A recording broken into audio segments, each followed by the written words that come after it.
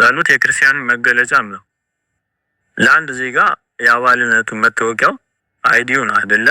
ያ ሰው በዛ አይዲው ታይቶ የሰው ምንድነው ቢባል ኢትዮጵያዊ ነው ሊባል ይችላል። ስለዚህ ለአንድ ክርስቲያንም መገለጫው ጸሎት ነው ማለት ነው። እንግዲህ ጸሎት የሌለው ሰው ማለት ቅዱስ ኤፍሬም ሶርያዊ ምን ይላል? ክንፍ የሌለው ወፍ ትጥቅ የሌለው ወታደርና የማይጸልይ ሃይማኖተኛ አንድ ናቸው ይለናል። እንግዲህ ይህ ማለት ነፍስ ያለ ጸሎት ማለት ሳንባ ያለ አየር ማለት ነው።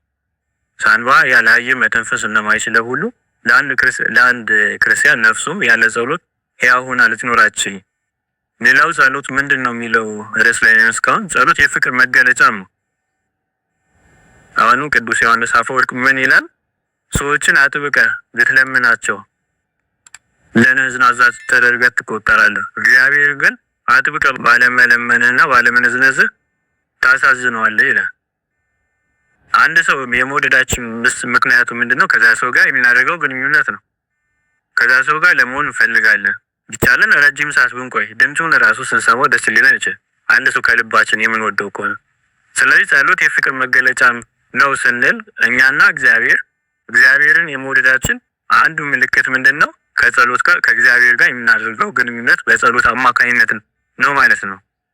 ሌላው ጸሎት ምንድነው? ትህትናም የትህትናም መገለጫ ነው። ሰይጣን ይላል ብርቱዎችን ለእኔ ተዋቸው፣ ደካሞችን ግን እተዋቸዋለሁ ይላል። ይህም ማለት ብርቱ ነኝ ብሎ የሚያስብ አንድ ሰው ላይጸልይ ይችላል። ግን እኔ ደካማ ነኝ ብሎ የሚያስብ ሰው ዘወትር እግዚአብሔር እንዲረዳው ይለምናል። ለዚህ ነው ጸሎት የትህትና መገለጫ ነው የሚባለው። ጸሎትን የረሳ እግዚአብሔርን የረሳ እንደሚባለው። ሌላው ጸሎት ምንድን ነው የሚለውን ካየን ደግሞ ጸሎት የበጎ ምግባራት ሁሉ እናት ናት። እናትየውን ያዛት ልጆቿን ሰብስባ ወደ አንተ ትመጣለች ይላል ሐዋርያው ቅዱስ ኤፍሬም ሶርያዊ። ይሄ ውዳሴ ማርያምን የጻፈው ማለት ነው። ስለዚህ ከበጎ ምግባራት ሁሉ ታላቁ ምንድነው ማለት ነው? ታላቁ ምንድነው? አይደለም። ከበጎ ምግባራት ሁሉ ታላቁ ጾም ነው። የእርሱ መሰረት ደግሞ ጾም ነው። አንድ ሰው ጾምን ካልያዘ ጸሎትን ካልያዘ ሊጾም አይችልም። ምንም አይነት በጎ ምግባር ሊኖረው አይችልም። ቢኖረው እንኳን የሰው ክርስቲያን አይደለም ካልጸለየ ማለት ነው። ሌላው ደግሞ የአንድ ክርስቲያን ውዱ ሀብት ነው ጸሎት። ምክንያቱም ሳይሰጥ የሚቀበልበት ስለሆነ። ሳንሰጥ የሚቀበልበት ትክክለኛው ነገር አንድ ብቸኛው ነገር ምንድነው ካለ ጸሎት ነው። ስለዚህ ጸሎት የስኬታችን ቁልፍ፣ የሀብታችን መሰረት፣ የደስታችን መሰረት፣ የሰላማችን ዋነኛ ምንጭ ምንድነው? ጸሎት ነው። ምን ይላሉ አባቶች? ቃልም ካለ ጸሎት መዋል ማለት እኔ በራሴ ፍቃድ ቀኑን ሙሉ በሰላም የመዋል ኃይል አለኝ ማለት። ስለዚህ ይሄ ደግሞ አንዱ የትልቁ የትዕቢት መገለጫ ነው። እግዚአብሔር አንተ አታስፈልገኝም እንደማለት። ያንን ካለ ጸሎት መጀመር ማለት ነው። قهوة على أصولها طازجة ومحمصة من حبات ካለ ጸሎት መጀመር ማለት ነው። አሁን እንደሚነግሩን በሌላኛው ደግሞ ጥሩ ቀንና መጥፎ ቀን ይባል የለም ይሉናል። ጸሎት ሳታደርግ የወጣበት ቀን ለአንተ መጥፎ ቀን ነው። ጸሎት አድርገህ የወጣበት ቀን ደግሞ ለአንተ መልካም ቀን ነው። ኢቨን በፈተና እንኳን ብትፈተን እንኳን ጸሎት አድርገህበት የወጣበት ቀን ያ ቀን ጥሩ ነው። ጸሎት ፈተናን ሊያስቀር ይችላል፣ ግን ፈተናውን እንድናልፍ ኃይልና ጉልበት ይሆነናል። ስለዚህ ጌታችን መድኃኒታችን ኢየሱስ ክርስቶስ በወንጌል ሲናገር ወደ ፈተና እንዳትገቡ ትጉና ጸልዩ ብሏል። ስለዚህ ከፈተና የሚያድነን ጸሎትና ትጋት ነው ማለት ነው። ጥያቄ አለ። የመጸለይ ፍላጎት ባይኖረኝስ? ጸሎት አንዱ የፍቅር መገለጫ ነው ብለን አይደለ? የመጸለይ ፍላጎት ባይኖረኝስ ይላል። አባቶች እንደሚነግሩን አንድ ሰው ምንም እንኳን የመጸለይ ፍላጎት ባይኖረው ደጋግሞ እንዲጸልይ ይመክሩናል። ምክንያቱም ደጋግሞ በመጸለይ ውስጥ ወደ ከፍታ መድረስ ይችላል። አንድ ሰው ለምሳሌ አንድ ጀማሪ ክርስቲያን የሆነ ሰው ጠዋት ተነስቶ ቅዳሴ መሄድ ሊከብደው ይችላል አይደለ? እንደምንም ሁሉን ግፊቱን ተቋቁሞ የእንቅልፉን አጥቶ እንደምንም ብሎ ቤተክርስቲያን ይሄዳል። ያቺ የመጀመሪያው ቀን ለእርሱ ፈተና ናት፣ ከባድ ነው። ነገር ግን ይህን ድርጊት በደጋገመው ቁጥር ጸሎት ለቅዳሴ መምጣቱ ለሱ ፍቅር ነው እንጂ ድካም አይደለም። ስለዚህ ጸሎትም እንደዚህ ነው። አንድ ሰው ደጋግሞ በጸለየ ቁጥር ወደ ከፍታ ደረጃ ከፍ እያለ ይሄዳል። ያው መጀመሪያዎቹ ሊከብዱ ይችላል መቆም። ነገር ግን ደጋግሞ በመጸለይ ውስጥ ወደ ፍቅር ደርሰን ጸሎቱ ጸሎት አንድ የድካም ምክንያት ሳይሆን የፍቅር መገለጫ ሆኖ ከልባችን እንደምንመገብ ምግብ ደስ ይለናል ስንጸልይ ማለት ነው። ለእግዚአብሔር ፍቅር ባይኖርን እንኳን በጸሎት በተደጋጋሚ በመጸለይ ውስጥ ማስከፈት እንችላለን። ሌላው ምን ብለን እንጸልይ? ጸሎት እስካሁን ጸሎት ምንድነው የሚለው ላይ ምን ብለን እንጸልይ? እንግዲህ ለአንድ ክርስቲያን መሰረታዊ የጸሎት አይነቶች አሉ። እኔ ስለነዛ አይደለም ግን አቡነ ሲኖዳ አሁንም ምን ይላሉ? ጌታ ሆይ አንተ ሁሉን ታውቃለህ፣ እንደ ፈቃድህ ይሁን። ይህ ለአንድ ክርስቲያን ትልቁ ጸሎት ነው። ምክንያቱም እኛ ለህይወታችን ካቀድነው የተሻለ እግዚአብሔር ስለሚያቀድልን፣ እኛ ለህይወት ስናቀድ ያነሰው ወይም የተሳሳተውን ልናስብ እንችላለን። እሱ ግን ለእኛ በሚገባው በትክክለኛው መንገድ ያዘጋጅልናል። እኛ የሆነ ፍላጎት አለን፣ እርግጥ ነው። ስለዛ እንጸልይ እያልኩ አይደለም። ግን ያ ፍላጎታችን ሊጎዳን ይችላል። እግዚአብሔር ቢያሳካልን ለእኛ ጎጂ ሊሆን ይችላል። አንድ ህፃን ልጅ እጁን ወደ እሳት ቢከት እናቱ ትከለክለዋለች። ያ ህፃን ልጅ የሚታየው ያን እሳት መጨበጡ ነው፣ እንደሚጎዳ ያውቃል። እናቱ ግን ትከለክለዋለች። እግዚአብሔርም እኛ የሆነ ነገር አጥብቀን በለመንነው ቁጥር አንዳንዴ ላይሰጠን ይችላል። ግን ከዚህ ይልቅ ምንድነው እንደ ፍቃድ ይሁን ማለት ትልቁ ጸሎት ነው። ምክንያቱም እግዚአብሔር በሰማይ ከምንጎዳ በምንጎዳ ስለሚመጣ። አሁንም ደግሞ ይለዋለሁ ለአንድ ክርስቲያን ከመሰረታዊ ጸሎቶች ውጪ በግሉ ሲጸልይ ጌታ ሆይ እንዳንተ ፍቃድ ይሁን ማለት ይህ ትልቁ ጸሎት ነው ይሉናል አባቶች። እሺ ጸሎት ምንድነው የሚለውን ካየን ደግሞ የጸሎት ፈተናዎች ምን ናቸው የሚለውን እንግዲህ ጸሎት ውድ ሀብት ነው ካለን ይህ ውድ ሀብት በነፃ የሚገኝ ነገር አለ። ፈተናዎች አሉ፣ በትጋት የሚገኝ ነገር ነው። እስከ መጨረሻዋ ህቅታ ድረስ እረፍት የሌለበት ውጊያ ማለት ጸሎት ነው። ሰይጣን አንድ ክርስቲያን እንዲሞትለት ከፈለገ መጀመሪያ የሚያቋርጠው ነፍስ ነው። ጸሎት ነፍስ ነው አላለ። ስለዚህ አንድ ክርስቲያን እንዲሞትለት ሲፈልግ ሰይጣን መጀመሪያ የሚነካው ጸሎትን ነው። ስለዚህ አንድ ሰው ለጸሎት ሲቆም ለታላቅ ውጊያ እየተዘጋጀ ነው ማለት ነው። ጸሎት ምክንያቱም ታላቅ ውጊያ ስለሆነ አንድ ጊዜ ወንድሙ አባጋቱን የሚባል የቤተክርስቲያን አባት አለ፣ ዝምተኛው የሚባል እንደዚህ ያሉት አባ ከመልካም ስራዎች ሁሉ የትኛው ይበልጣል አሉት። ከአባጋቱን ሲመልስ ለእኔ ከመልካም ስራዎች ሁሉ ጸሎት ይከብዳል ማለት ጸሎት ታላቁ ነው፣ የሚከብደውም እሱ ነው። ምክንያቱም አንድ ሰው አንድ መልካም ነገር ቢሰራ እስከ መጨረሻው ድረስ ቢጸና እረፍት ያገኛል። ጸሎት ግን እስከ መጨረሻው እቅታ ድረስ እረፍት የሌለበት ውጊያ ነው እና ይቅርታ አድርጉልኝና ለእኔ ከመልካም ስራዎች ሁሉ ጸሎት ይከብዳል አላችሁ። ስለዚህ እስከ መጨረሻው እቅታ ድረስ መቼም ቢሆን የስልጣን ፈተና የማያቋርጠው በጸሎት ጊዜ ነው ማለት ነው። ቅዱስ ኤፍሬም ሱራዊ ምን ይላል? ለሰይጣን ጸሎት ፍላጻ ነው፣ አይኑን ይወጋዋል፣ ከሚጸልይ ሰው አንደበት እሳት ወጥቶ ያቃጥለዋል። ስለዚህ ሰይጣን ከመልካም ስራዎች ሁሉ ጸሎትን ይጠላል። ለዚህ ነው ደጋግሞ ይፈትነው ጸሎት እንዳይጸልይ የመጨረሻውን ኃይሉ የሚጠቀመው ጸሎት ላይ ነው።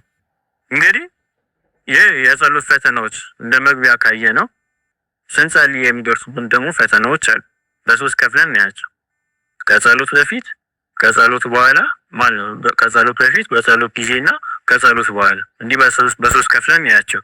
የመጀመሪያው ከጸሎት በፊት የሚለው ከጸሎት በፊት ብዙ ጊዜ ለጸሎት ፈተና የምንሆነው እኛ ነን።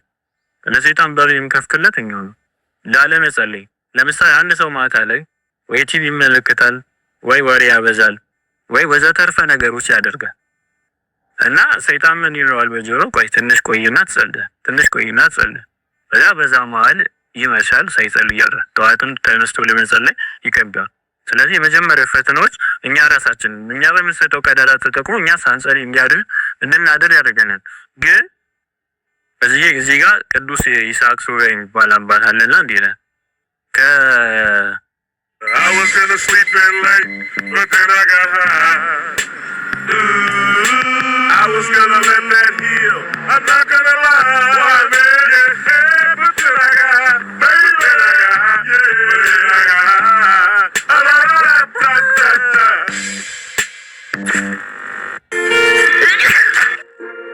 Influenza season is here. During this time, kids are exposed to germs. Dettol is your right choice with its 12-hour protective shield. Your loved ones can stay germ protected this influenza season. መኝታ በፊት የምታደርገውን ጸሎት ትተህ እንድተኛ መንፈስ ሲገፋፋ እሺ አትበለው። እንዲሁም መዝሙረ ዳዊትን ድገምና ሌሊቱን ሙሉ ስትጸልይ ይላል ቅዱስ ይስሐቅ ሶርያዊ። ስለዚህ ቢቻለን ከራት በኋላ ያለውን ጊዜ ለጸሎት ብንጠቀመው መልካም ነው። የምንሰራቸውን ሌሎች ነገሮች ያልጨረስናቸው ስራዎች ካሉ ከጸሎት በኋላ ብናከናውናቸው መልካም ነው ማለት ነው። ሌላው ሰይጣን ከጸሎት በፊት የሚፈተነን ኃጢአታችን በማሳሰብ ነው። የሰራነውን ኃጢአት በማሳሰብ ለመጸለይ አቅም እንድናጣ ያደርገናል። ሰይጣን አለ በኃጢአት ሲጥል በተስፋ መቁረጥ ደግሞ እንዳትነሳ ያደርጋል። ስለዚህ የሰይጣን ትልቁ ግቡ ሰውን ኃጢአት ማሰራት ሳይሆን ተስፋ ማስቆረጥ ነው። ስለዚህ ሰይጣን እኛ እንድንወድቅ አይፈልግም፣ ወድቀን እንድንቀር ነው። ምክንያቱም ጸሎት መነሳት ከሆነ አለመጸለይ ተስፋ መቁረጥ ነው። ወይም ሌላ ሀሳብ ያመጣልናል። ንስሐ ስትገባ ትጸልያለህ ይላል። ግን ከጸሎት ውጪ የንስሐ መንገድ አለ ብሎ የሚያስብ ሰው በሰይጣን ይስታል፣ መቼም አይገባም። ስለዚህ ንስሐ ከጸሎት ውጪ የሚያስብ ሰው በጣም እጅጉ የተሞኘ ሰው ነው፣ በሰይጣን የተሳለለ ሰው ነው። አንድ ሰው ንስሐ እስከሚገባ ብሎ ጸሎት ካቆመ መቼም ንስሐ አይገባም። ምክንያቱም ጸሎት ራሱ የንስሐ እውነተኛ መግቢያ በር ስለሆነ። ስለዚህ በወርቅ ምን ላድርግ? ጸልይ። አባቶች እንደሚነግሩን 1000 ጊዜ ብትወርቅም 1000 ጊዜ የተነሳ የመነሳታችን አንደኛው ከንስሐው ቀጥሎ የመነሳታችን አንደኛው ምንጭ መጸለያችን።